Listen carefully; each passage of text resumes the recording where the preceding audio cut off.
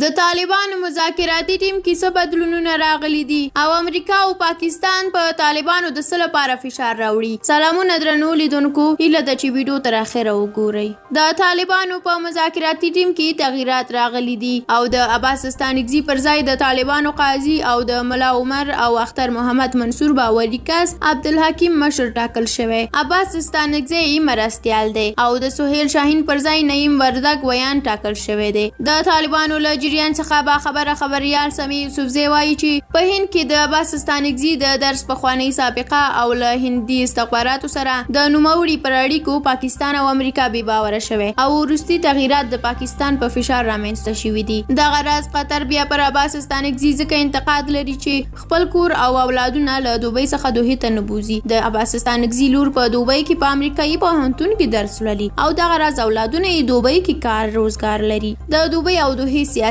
اختلاف دغه انتقاد لامل دی. په داسې حال کې چې د طالبانو پلاوی پاکستان ته په 2 ورځني سفر تللی و، خو د 14 ورځې هلته پاکستانیانو ایثار کړی و او دغه سفر پر سر په طالبانو کې خپلمنځي جنجالونه راپورته شوي دي او ان تر دې چې په مذاکراتي ټیم کې د ملا برادر ځای هم تر اوسه ناڅرګنده پاتې دی. د افغان سولې لپاره د امریکا ځانګړی استازی زلمی خلیلزاد هم خطر ته په رسېدو دی او عبدالله هم دغه مراسمو په پرانیزه غونډه کې د ګډون لپاره تیاری نیولی دی. ښایي د دوشنبې یا سې شنبې په ورځ د حکومت مذاکراتي ټیم دوحې ته روان شي.